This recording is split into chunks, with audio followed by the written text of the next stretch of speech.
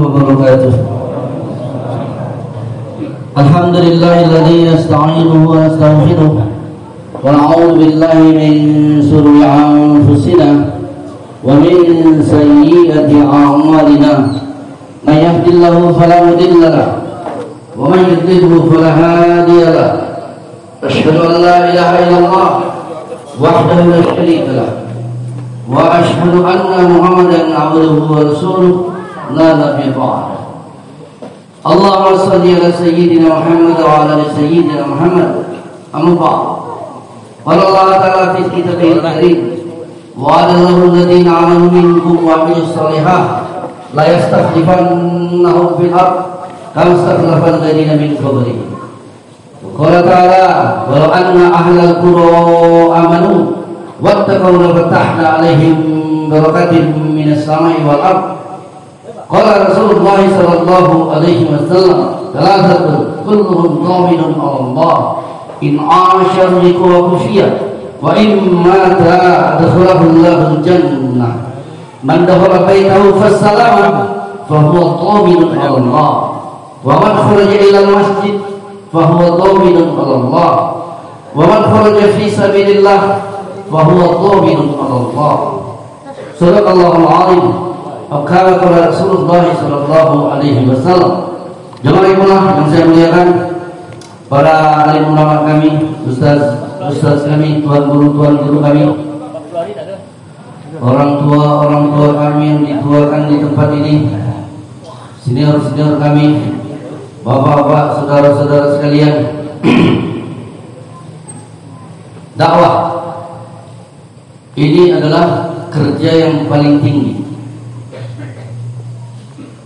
Dakwah ini bukan kerjaan orang-orang pengangguran, bukan kerjaan orang-orang miskin. Dakwah ini kerjaan para nabi dan rasul, dan merupakan kerja yang paling utama daripada para nabi dan rasul. Kalau ada kerja yang lebih tinggi lagi daripada kerja dakwah, maka akan diberikan kepada para nabi dan rasul. Semakin tingginya kerja dakwah ini. Kalau manusia ini sholat, Allah tak sholat. Manusia puasa, Allah tak puasa. Manusia makan minum, Allah tak makan minum. Tapi Allah Subhanahu wa ta'ala buat kerja dakwah juga. Saking tingginya di kerja dakwah. Dalam surat Yunus ayat 25.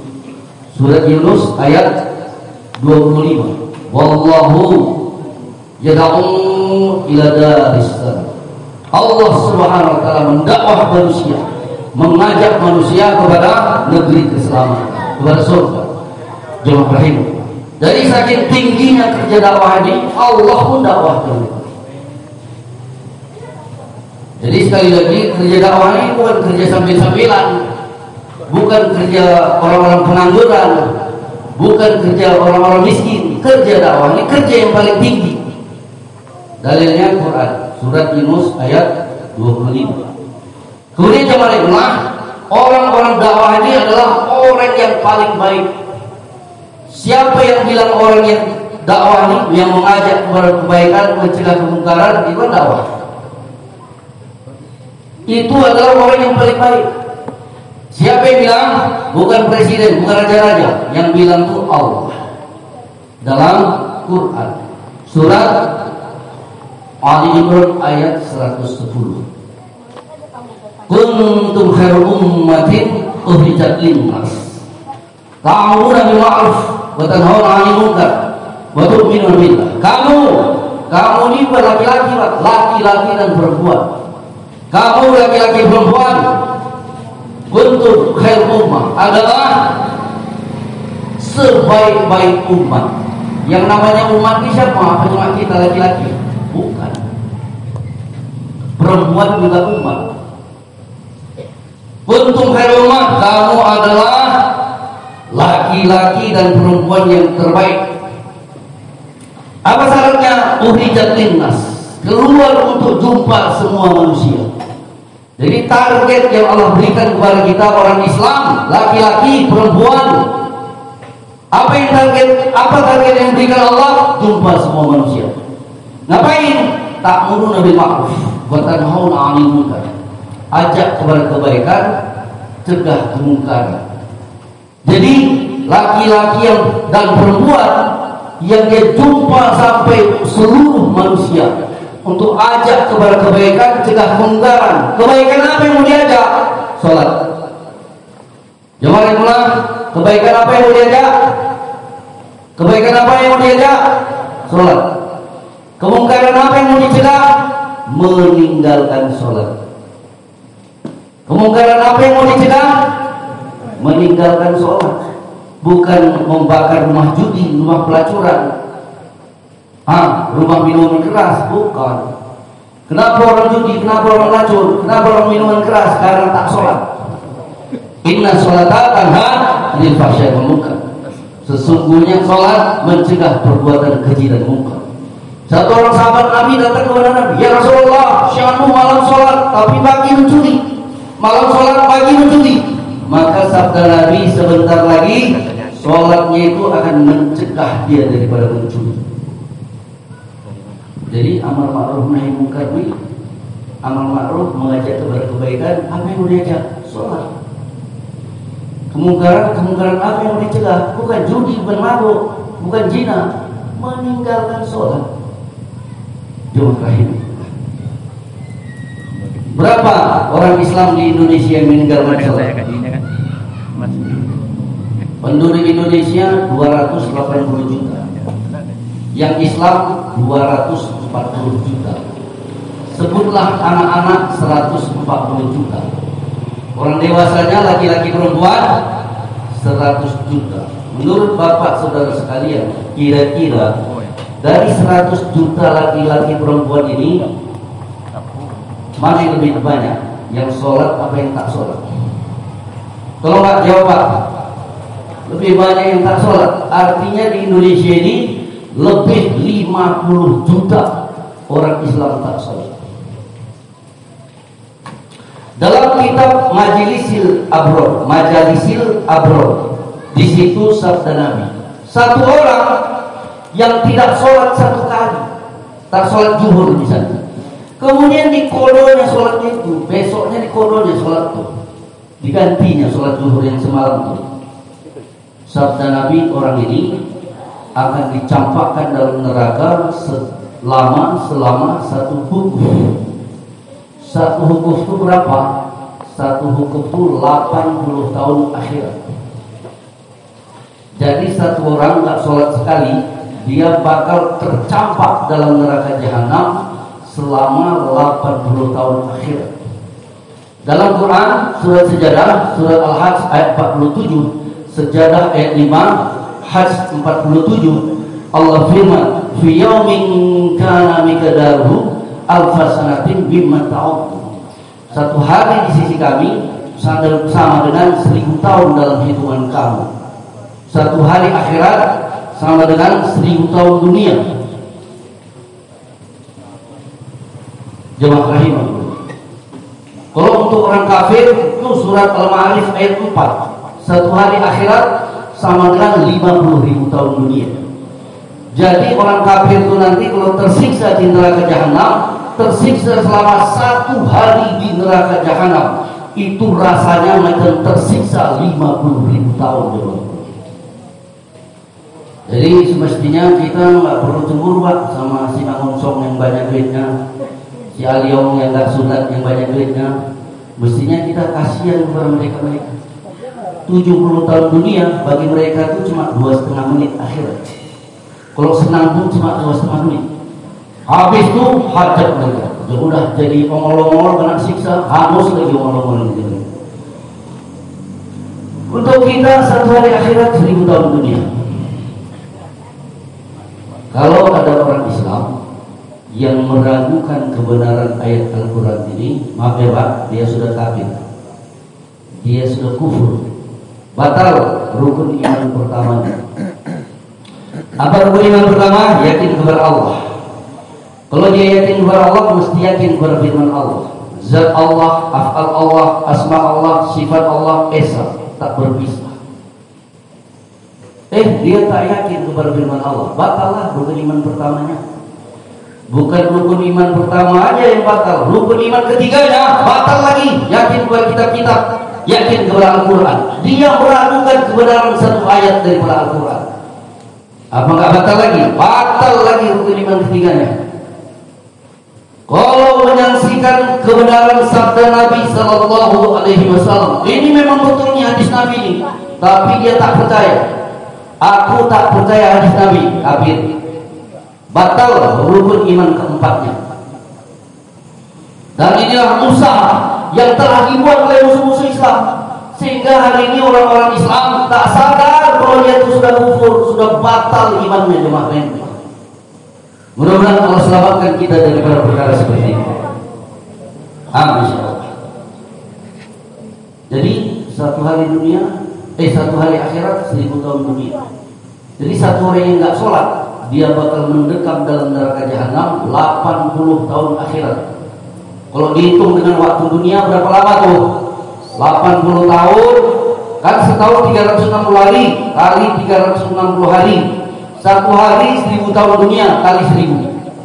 80 kali 360 kali 1000. Nolnya 5. 8 kali 36 kali 1 288. 288 tambah 5 nol di belakangnya 28.800.000 tahun. Satu orang Islam yang gak sholat bakal mendekam dalam neraka. Gak sholat satu kali di neraka 28.800.000 tahun. Sekarang datang di corona. Tadi pagi kita tengok siaran, kalau nggak salah yang kena corona di Indonesia ini 143. Berapa yang sembuh? 97.000. Berapa yang mati? 6.000 entah 7.000. Jangan lupa. Dengan sebab corona ini, orang-orang sekarang jadi budak-budak corona semua. Masuk rumah cuci tangan, keluar rumah pakai masker, sekolah tutup, mau terbang mesti rapid test dulu. Jangan keluar. Toko-toko wajib pakai masker, wajib pakai masker, wajib pakai masker. Gara-gara corona semuanya susah, semuanya masalah. Padahal sabda Nabi, kalau satu orang Islam mati terkena wabah, dia mati syahid. Jadi kalau bapak mati kena corona, mati syahid, wajib surga. Kalau tak meninggalkan utang. Jemaah rahim. Hari ini orang Indonesia yang mayoritas Islam ketakutan sama corona ini. Suruh pakai masker pakai, suruh cuci tangan cuci. Bagus. Tapi maunya lebih takut lagi kepada Allah. Kalau suruh sholat, lebih 50 juta orang Islam di Indonesia ini yang dewasa yang tak sholat. Tak ada yang ribut, senyap aja jemaah hari ini. Orang Aceh bilang hanya masalah, tak ada masalah. Corona yang baru sedikit itu semua gempa jemaah di Indonesia. 50 juta lebih orang Islam tak sholat, tak ada yang risau sedikit pun jemaah. Sabda Nabi, la yu'min ahadukum hatta yuhibba li akhihi ma yuhibbu li nafsihi. Bukhari, Muslim. Tidak betul iman kamu kalau kamu tidak sayang kepada saudara kamu sebagaimana kamu menyayangi dirimu sendiri. Kita sholat, silap-silap bini kita enggak sholat, kita tenang-tenang aja ya. Tak betul iman kita. Kita sholat silap-silap anak lajang kita, anak gadis kita tak sholat, kita tenang-tenang aja. Tak betul iman kamu sebenarnya. Ini sekedar renungan. Ilmu agama perlu, penting, tapi jauh lebih penting lagi risau untuk agama itu. Sekarang orang Islam punya ilmu agama, tapi tak punya risau untuk agama. Sehingga anak bininya tak sholat pun dia masih bisa tidur dengkur jemaah itu. Jadi siapa orang yang terbaik? Orang yang berdakwah. Siapa yang bilang? Allah yang bilang. Coba kalau Pak Ahmad adalah warga terbaik seluruh Sumatera Barat. Gubernur Sumatera Barat bilang Pak Ahmad warga terbaik itu seluruh Sumatera Barat. Kira-kira bagaimana nasib Pak Ahmad ini? Banyak dapat fasilitas, rumah dibuatkan, uang tunjangan dikasih. Kalau gubernur pergi ke provinsi lain, Pak Ahmad ini dibawa.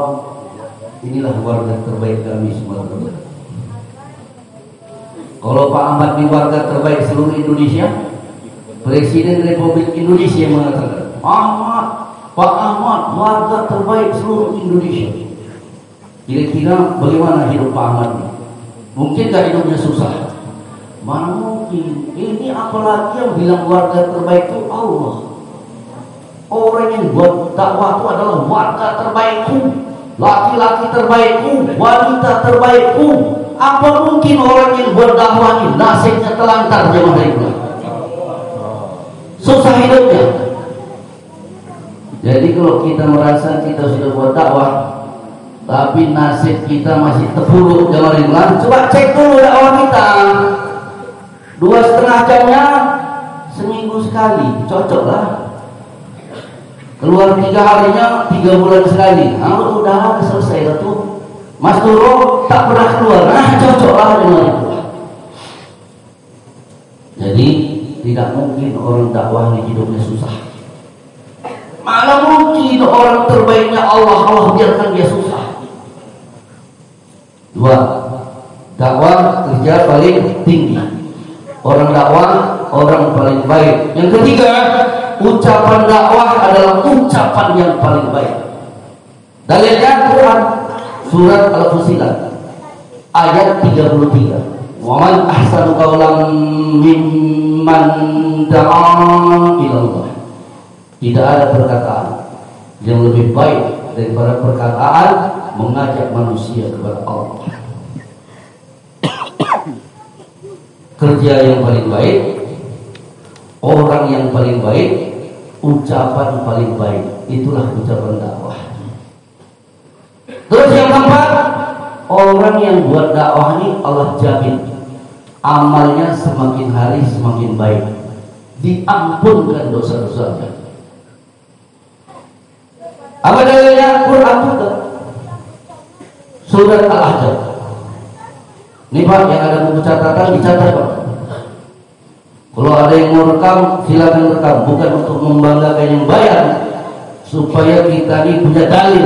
Nih dalil gue nih, dakwah nih dalil. Nanti kalau ditanya orang bisa jawab.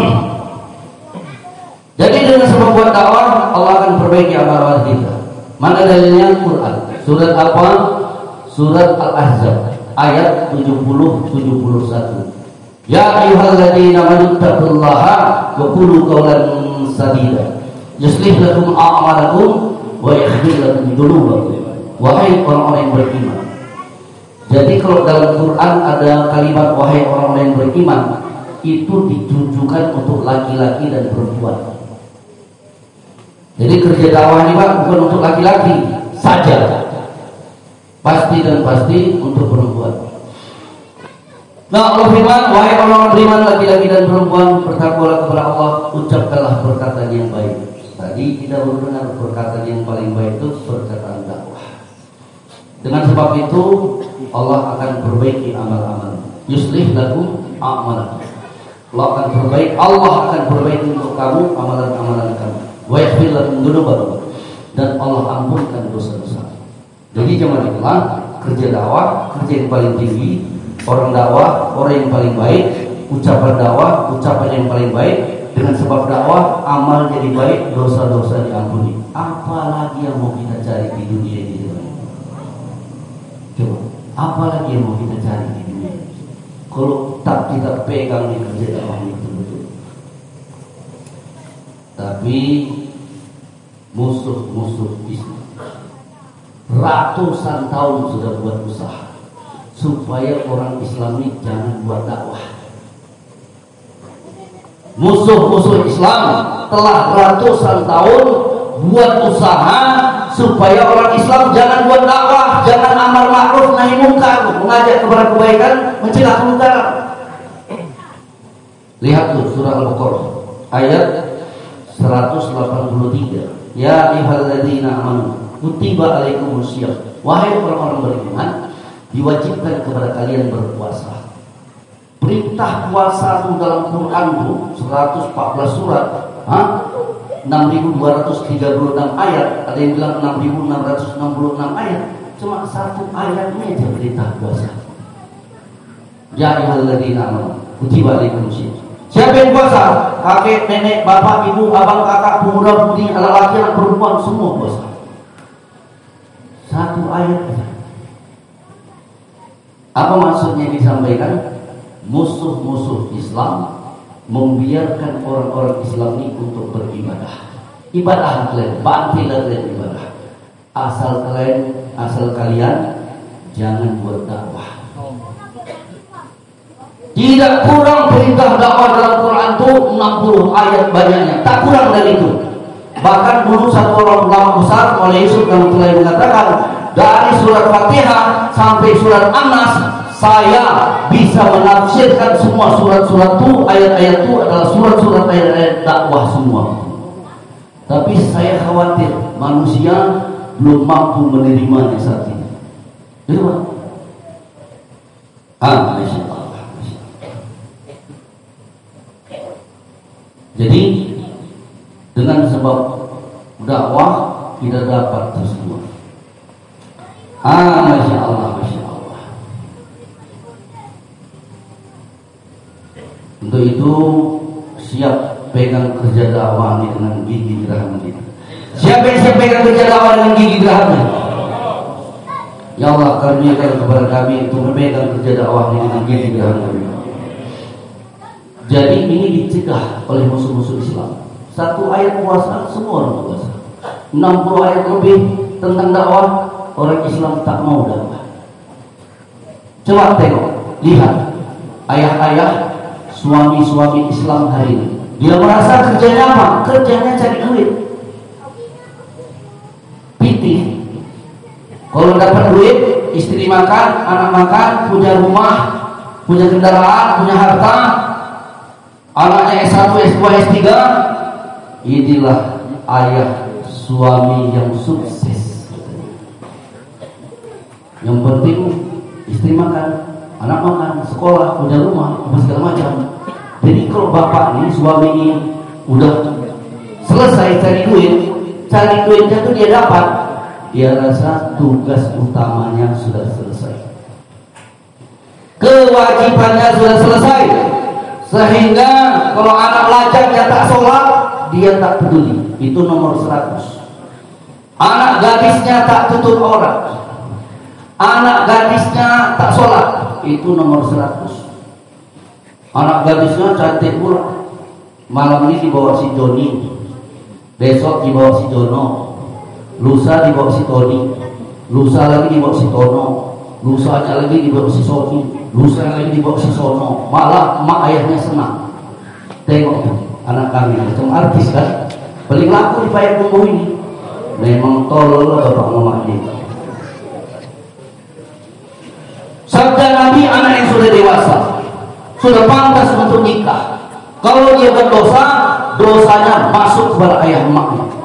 Satu anak gadis pakai celana pendek pergi pajak, 1000 laki-laki melihatnya, 1000 laki-laki itu berdosa, dosa 1000 laki-laki itu masuk ke perempuan itu, 1000 dosanya, dan dosanya masuk sama ayahnya, masuk sama emaknya.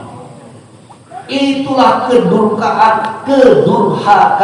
satu orang anak yang paling besar kepada orang tuanya, diberikannya dosa kepada orang tuanya. Itulah durhaka anak yang paling hebat. Mudah-mudahan kita tak macam itu. Yang kita kasih sama orang tua kita pahala, ya kan? Bukan dosa.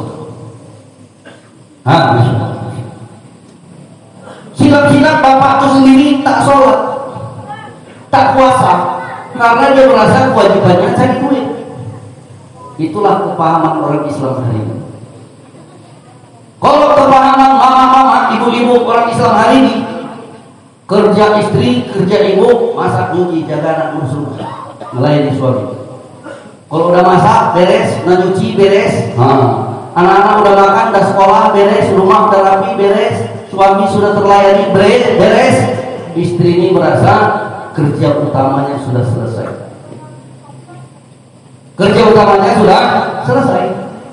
Sehingga anak galajangnya nggak sholat, anak gadisnya nggak sholat, buka aurat, itu nomor 100.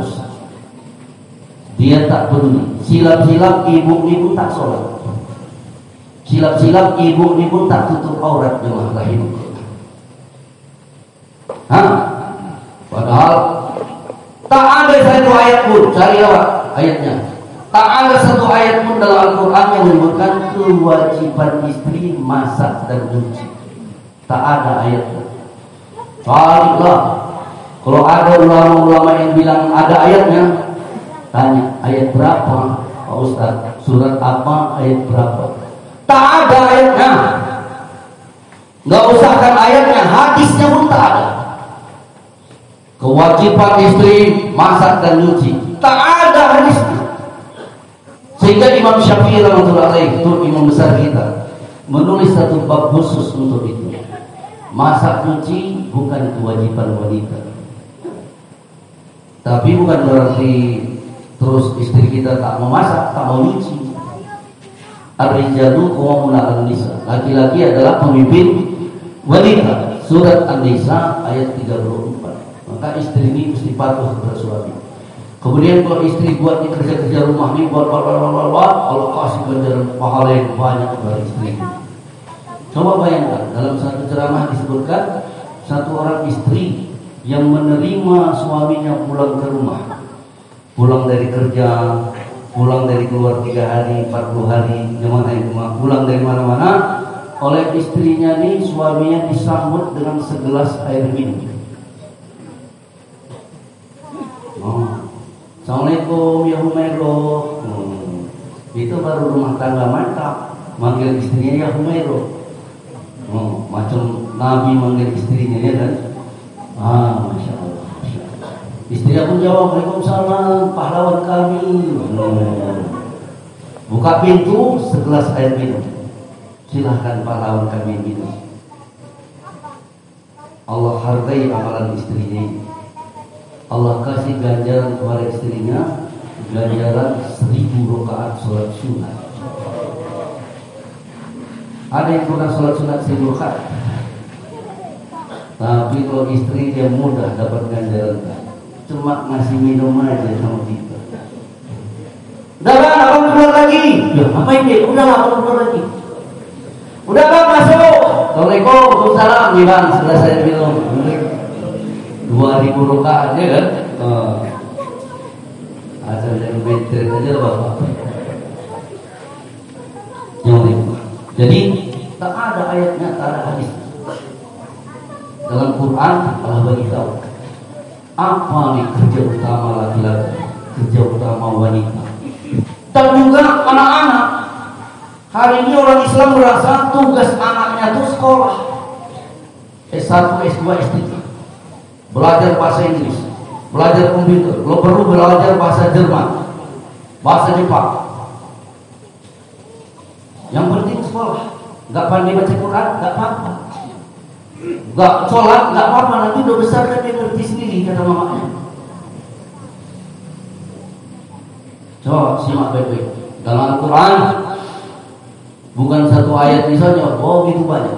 Tapi yang kita sampaikan satu, surat At-Taubah ayat 71. Wal mu'minuna wal mu'minat ba'dhum awliya'u ba'd ya'muruna bil ma'ruf wa yanhauna 'anil munkar wa yuqimuna shalah wa yutuna zakah ila akhir ayat.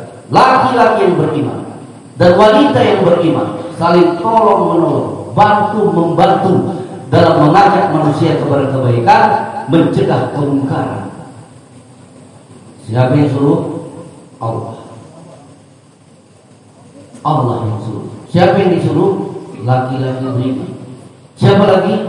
Wanita beriman. Disuruh ngapain? Tolong menolong, bantu membantu. Dalam perkara apa? Mengajak manusia kepada kebaikan, mencegah kemungkaran. Apakah saudara-saudara sekalian pernah mendengar ayat ini?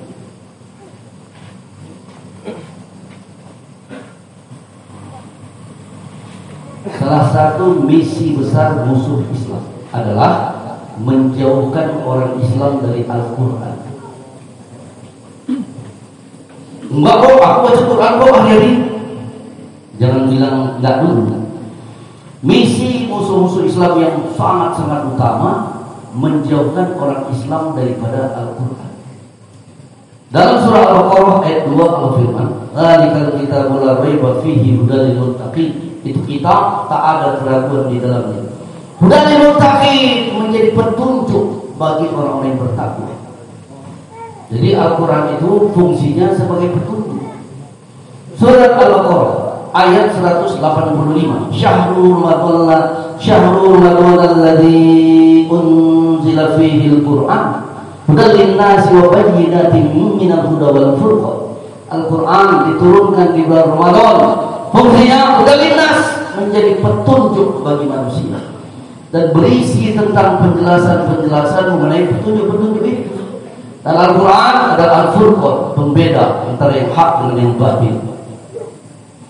Jadi Pak, Al-Quran telah turunkan bagi kita umat Islam untuk jadi petunjuk. Satu orang baca Quran, satu huruf dapat pahala 10. Fadilatnya baca surat Yasin pagi hari, hajat di awal hari, hajatnya pada hari itu Allah tunaikan. Baca surat Al-Waqi'ah di malam hari, Allah hindarkan daripada kemiskinan. Itu fadilatnya. Tapi Allah turunkan Quran bukan untuk itu. Allah turunkan Quran supaya Al-Quran ini jadi petunjuk bagi orang-orang Islam ini, bagi saya, bagi kita semua. Pertanyaannya, apakah Quran sudah jadi petunjuk bagi kita? Jawabannya belum. Selain ustadz-ustadz yang tahu bahasa Arab, maka kalau dikumpulkan orang Islam yang baligh sebanyak 10.000 orang, 10.000 dikumpulkan. Dari 10.000 ini belum tentu ada 50 orang yang tahu 1% dari ajaran Al-Quran.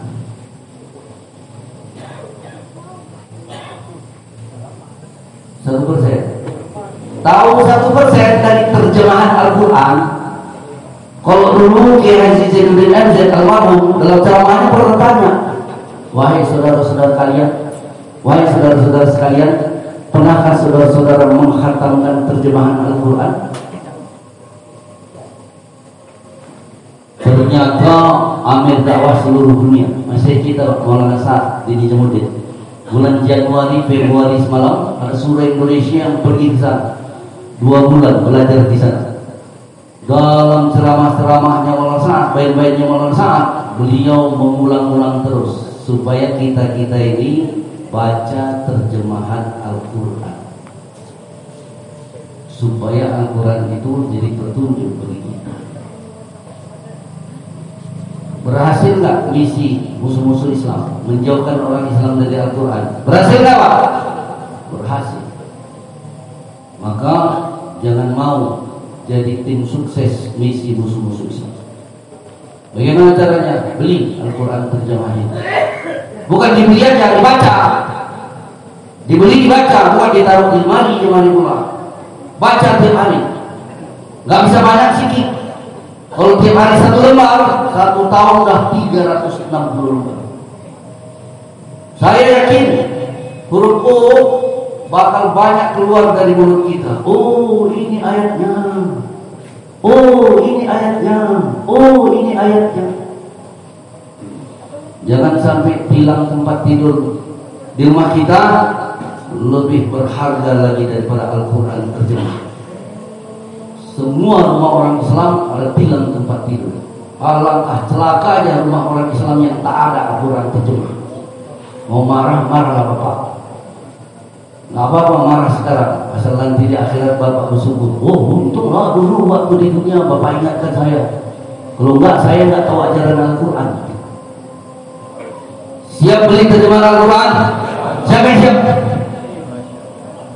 Ya Allah, karuniailah kepada kami yang menunaikannya.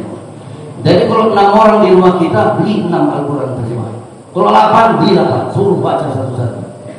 Jangan mau kita ini dibodoh-bodohi sama misi musuh Islam itu.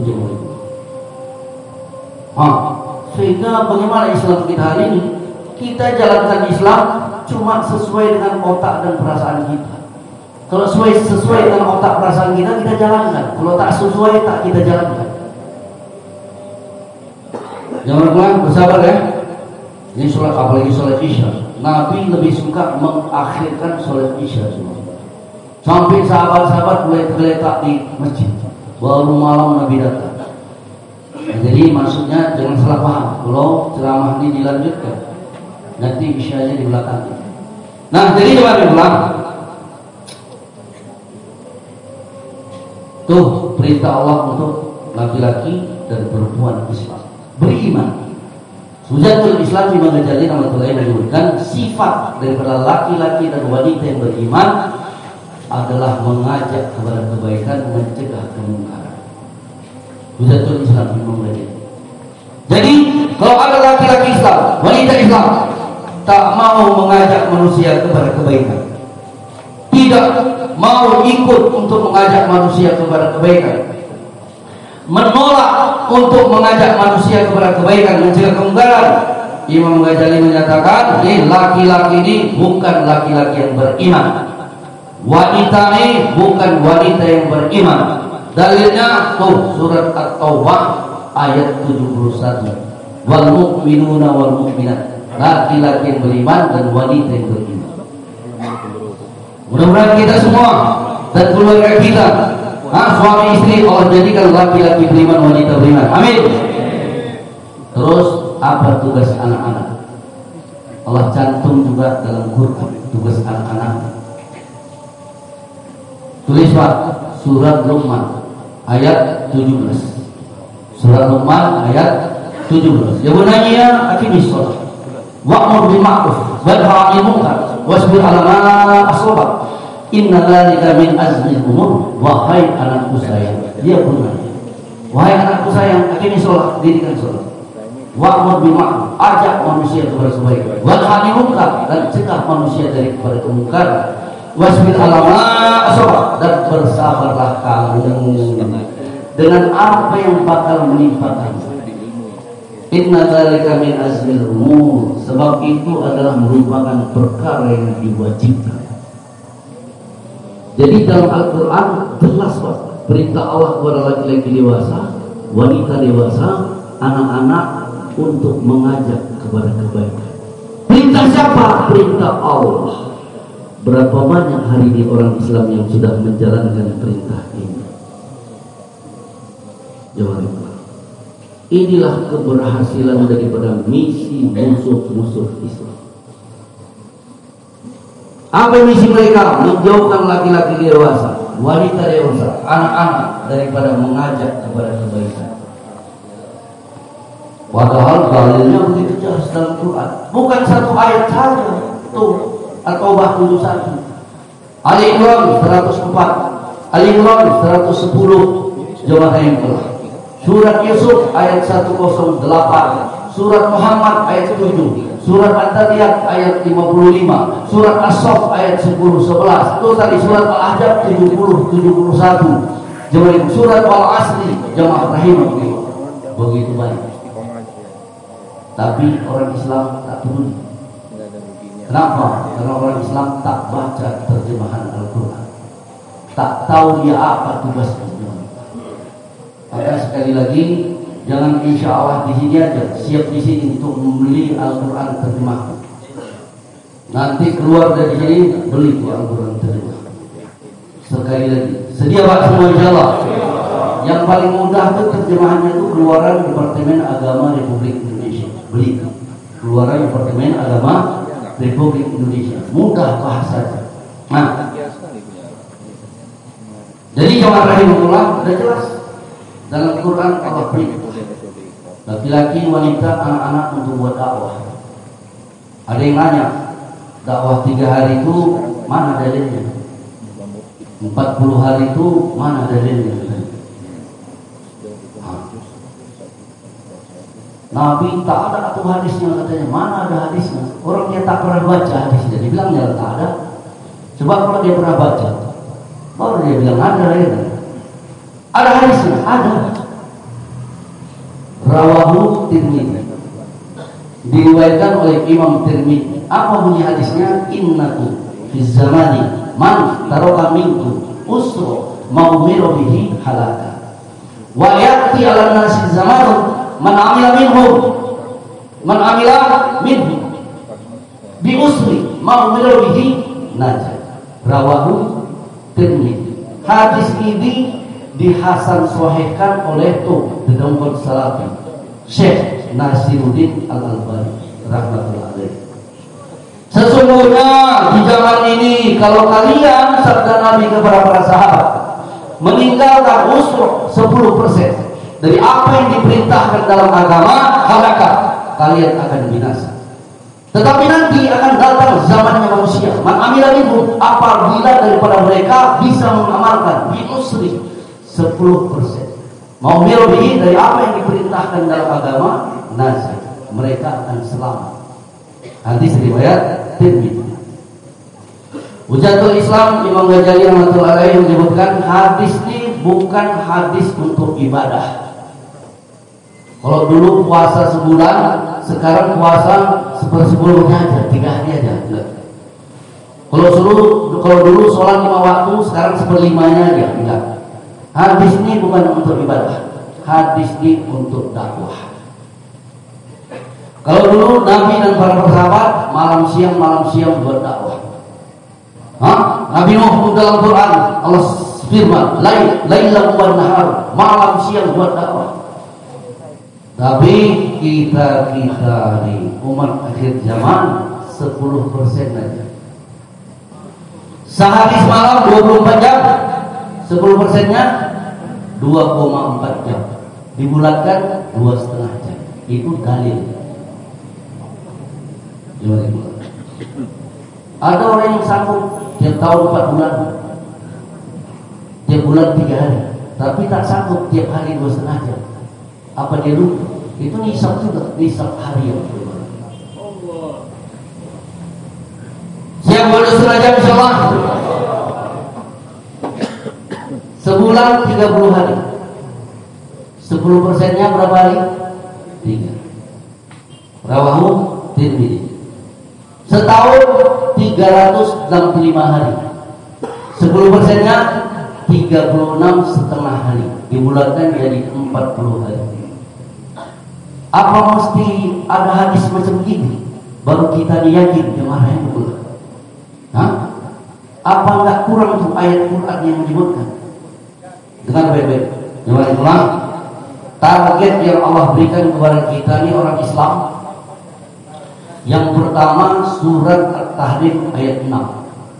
Ya ayyuhalladzina amanu qu anfusakum wa ahlikum nar. Wahai orang-orang beriman, jaga diri kamu dan keluarga kamu daripada siksa neraka. Bukan dari kelaparan, dari siksa neraka. Jemaah rahimahullah. Pertama, jaga diri kita. Kalau kita seorang ayah, jaga diri kita supaya jangan masuk neraka. Kalau kita suami, jaga diri kita supaya jangan masuk neraka. Habis itu jaga istri anak kita, ahli keluarga kita, supaya jangan masuk neraka.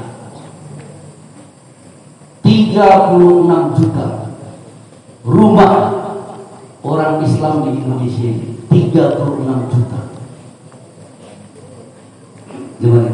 Dari 36 juta ini kira-kira berapa rumah yang dia menjaga dirinya dan anak istrinya dari siksa neraka?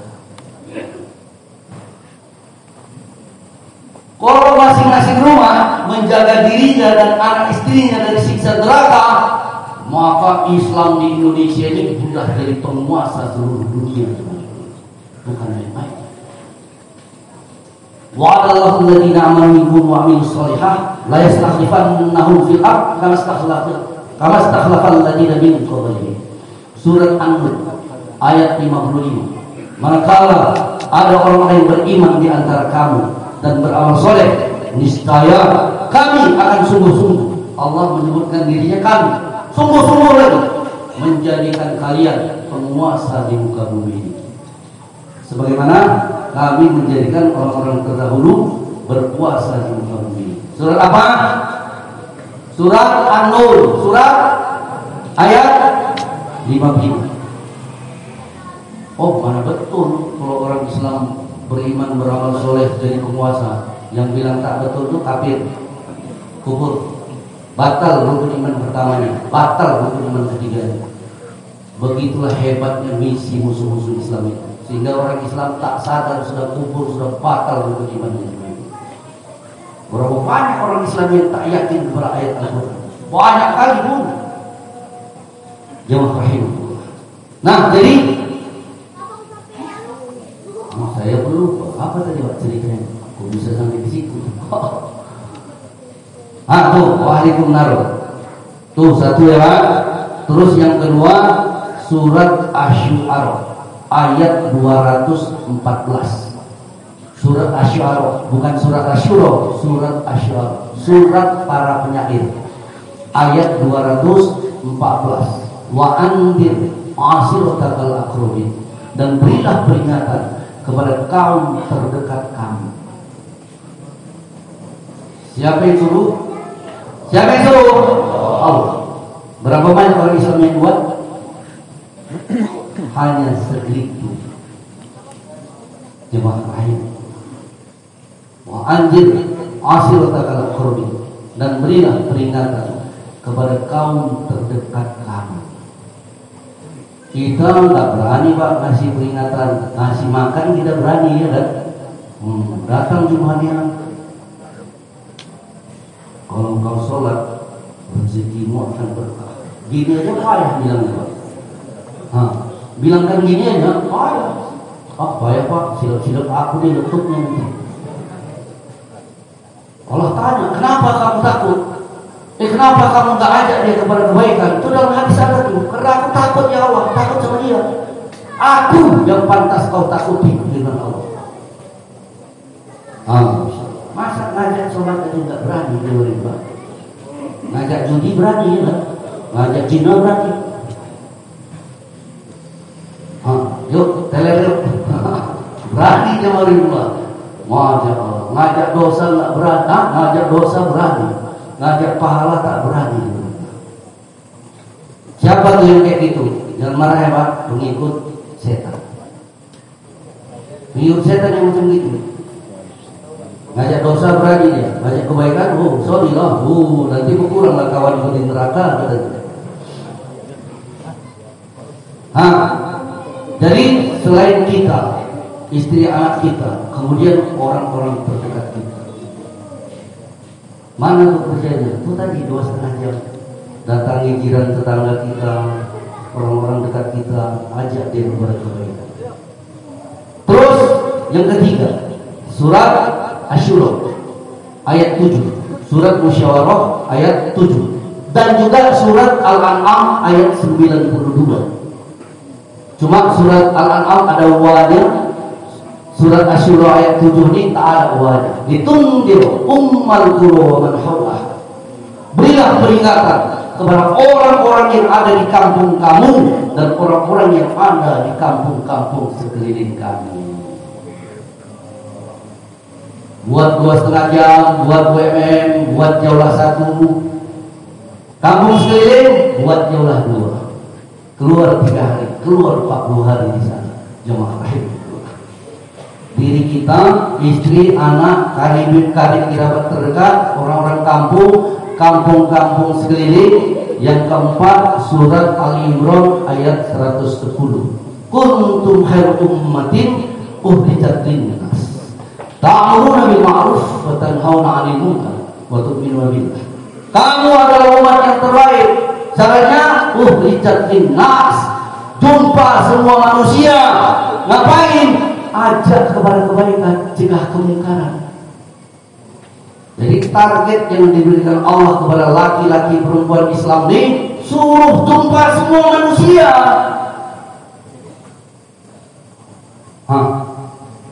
Kalau nanti nanti disebut di hadis, ada yang membantah, oh itu doib itu hadisnya.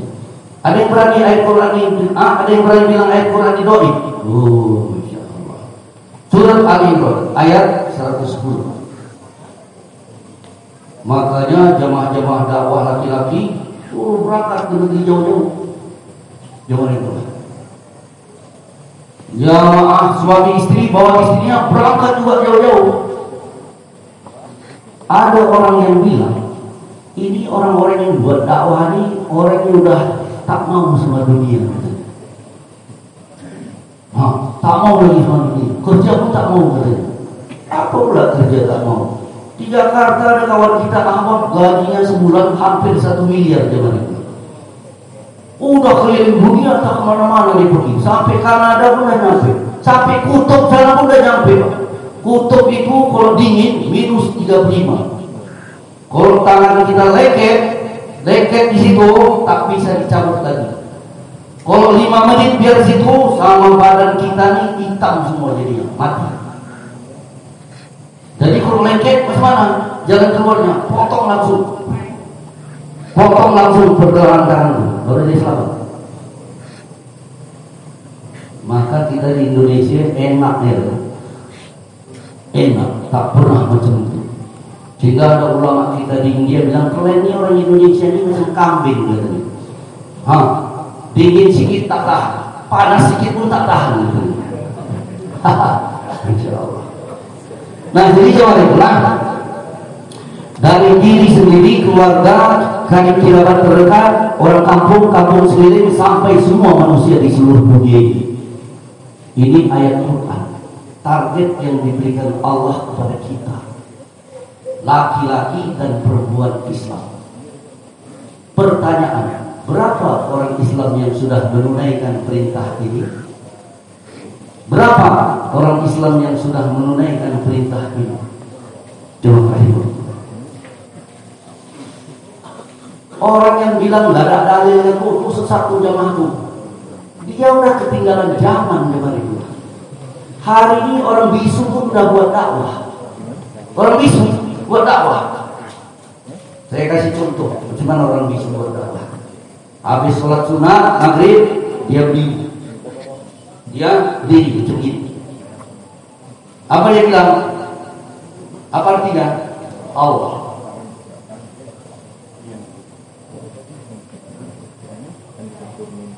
Tahu artinya kan? Allah menurut saya kita ini untuk sholat. Menurut saya kita di tak mau sholat, dia keluarkan Quran, dia keluarkan kertas, dia bakar kertas. Kertas itu dibakarnya, dia pun nangis. Nangis pak, semua itu. Orang bisu buat dakwah sih. Berapa tahun yang lalu di Jakarta, di markas dakwah Kebun Jeruk Jakarta, jemaah dari Pakistan, bisu 3 orang di sini. 1 orang bisunya, terus 1 lagi yang menerjemahkan bahasa bisunya dalam bahasa Pakistan, Urdu. 1 lagi orang kita, orang Indonesia, yang menerjemahkan dari bahasa Urdu ke bahasa Indonesia. 3 orang duduk di situ. Dia pun mulai kita pun tak tahu apa artinya. Akhirnya yang bahasa Indonesia ini terjemah. Apa katanya? Saya mengatakan yang sebelahnya ini, tukang terjemahnya ini, saya cuma bisa menerjemahkan bahasa isyaratnya saja. Tapi saya tak bisa menerjemahkan kerisauan yang ada dalam hati saudara saya ini. Mana kalian diucap gitu, saya nangis. Nangis, Allah pun banyak yang nangis. Orang-orang bilang sesat lah, nggak ada dalilnya. Dia udah ketinggalan zaman. Orang bisu udah buat dakwah. Tahu orang bisu itu dulu macam mana? Nengok la ilaha illallah Muhammadur Rasulullah. Dibilangnya la ilaha illallah itu suaminya, Muhammadur Rasulullah itu istrinya.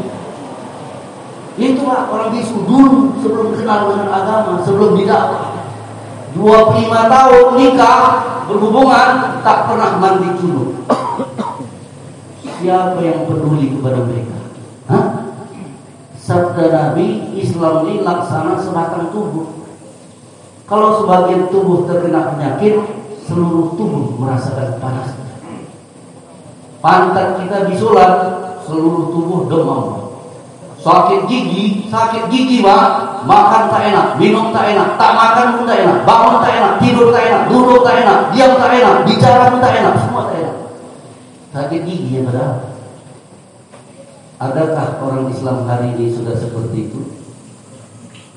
Gimana itu? Orang Islam sabda Nabi laksana bangunan yang saling kuat menguatkan. Tak ada lagi Pak sekarang. Dulu gue gimana itu? Nah jadi ada satu orang datang. Kalian kan sesat kalian. Mana tuh ada dalilnya keluar 3 hari 40 hari. Bapak kok bisa begitu? Bapak ngaji bukan? Ngaji aku katanya. Kapan Bapak ngaji? Kami ngaji setiap hari Rabu. Setiap hari Rabu. Maka Bapak ini nanya dia, coba keluarkan hadisnya. Mana hadis Nabi yang memerintahkan kita mengaji setiap hari Rabu? Gak ada hadisnya. Bapak sama kami, sama-sama sesat. Sama-sama sesat.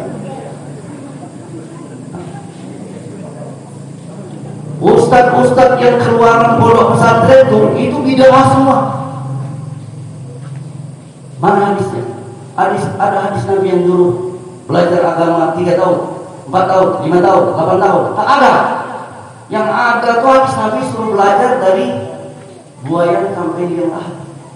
Kok kalian belajarnya 4 tahun? Bid'ah ya. Ustadz lain pun bid'ah semua. Tuh, anak orang Islam belajar ibtidaiyah 6 tahun, sanawiyah 3 tahun, aliyah 3 tahun, UIN 4 tahun, sesat satu semua, tak ada hadisnya. Macamnya agama ini punya dia sendiri, suka-suka dia mereka. Baru baca 1 kitab udah keluar-keluar kemana-mana. Orang udah baca 100 kitab kemarin. Jadi jangan sombong hidup di dunia. Dalam surat Al-Hujurat Allah sudah firman, jangan satu kelompok laki-laki mengolok-olok kelompok laki-laki yang lain. Boleh jadi kelompok laki-laki yang diolok-olok itu lebih baik daripada kelompok laki-laki yang mengolok-olok itu. Itu ayat Quran. Begitu juga dengan wanita. Jangan hebat. Jadi misi musuh Islam sudah masuk Pak di situ. Karena mereka tahu kalau sempat semua orang Islam dibuat dakwah, coba bayangkan Pak. Bayangkan Pak, baik pembunuh. Semua kakek, nenek, bapak, ibu, abang, kakak, pemuda, pemudi, anak laki, anak perempuan, semua. Kalau jumpa cerita sawah dan kebun tumbuh dari pabrik kantor laut tambak dan sebagainya, cerita sekolah, cerita rumah, cerita segala macam. Tapi di sela-sela cerita itu disampaikan kalimat ini. Laki-laki 5 waktu di masjid, perempuan pakai jilbab, sholat awal waktu di rumah. Walaupun ceritanya sawah dan kebun, cerita sekolah, cerita apa segala macam, di sela-sela cerita itu ada kalimat ini. Ingat ya, laki-laki 5 waktu di masjid, perempuan pakai jilbab, sholat awal waktu di rumah. Semua, baik kakek-kakek, nenek-nenek, bapak-bapak, ibu-ibu, abang-abang, kakak-kakak, pemuda-pemudi, anak laki, anak perempuan, di seluruh payak umbuh ini ngomong macam itu. Bagaimana kira-kira Islam di payak umbuh ini? Musuh-musuh Islam itu tahu akibatnya itu begitu dahsyat untuk orang Islam. Orang-orang Islam ini bakal dapat keimanan yang hebat, amal yang hebat, ketakwaan yang hebat, sehingga orang Islam jadi penguasa. Maka mereka bakal jadi budak-budak balik. Mereka tak mau, maka mereka buat taktik. Berhasil nggak mereka? Berhasil hebat. Lebih 50 juta orang tua di Indonesia ini Islam tak sholat. Bagaimana jalan keluarnya? Ada lagi yang bilang, tuh jamaah kita dari Jakarta pergi ke Perancis, dakwah di Perancis, jumpa sama duta besar Indonesia di Perancis. Apa kata duta besar Indonesia di Perancis itu? Maaf ya Pak, kok dakwah Bapak ini kampungan katanya. Kok dakwah Bapak ini kampungan? Sekarang pengajian ada di mana-mana, buku agama dijual di mana-mana. Surat-surat kabar pun ada, mimbar-mimbar agama. Internet tuh Android apapun bisa dibuka di situ agama. Apapun bisa dibuka. Ngapain lihat gini-gini? Datang ke masjid, silaturahmi ke rumah orang-orang Islam. Dulu kan Nabi ngajaknya sama orang kafir. Orang kafir yang diajak Nabi masuk Islam. Sekarang kan orang udah Islam, ngapain kalian ajak-ajak lagi katanya. Nah, ini ketahuan nih Bapak ini gak baca Quran. Bukan gak baca Quran, gak baca Quran terjemah. Dalam surat Ad-Dariyat ayat 55 Allah firman, "Fadzakir fa inna dzikra tanfa'ul mu'minin." Berilah peringatan, sebenarnya sesungguhnya peringatan itu bermanfaat bagi orang-orang yang beriman. Jadi bukan orang Islam disuruh ingat, orang yang beriman pun disuruh ingatkan. Siapa yang suruh? Allah yang suruh. Yang sudah beriman pun disuruh ingatkan. Jadi itu perlu diingatkan, sangat penting. Jadi dia bilang dakwah ini kampungan katanya. Kayaknya betul nggak? Kayaknya kan? Kayaknya, betulnya gimana? Betul apa enggak? Kayaknya betul. Tapi kalau ditelusuri betul-betul, itu betul-betul salah. Coba, 50 juta lebih orang Islam tak sholat. Satu orang Islam tak sholat, bukan di masjid aja dia nggak sholat, di rumahnya pun dia tak sholat. Kalau di masjid ada pengajian, kira-kira dia datang apa enggak? Datang apa enggak kira-kira? Jauh panggang dari hati. Sholat aja pun dia tak mau, apalagi dengar ceramah.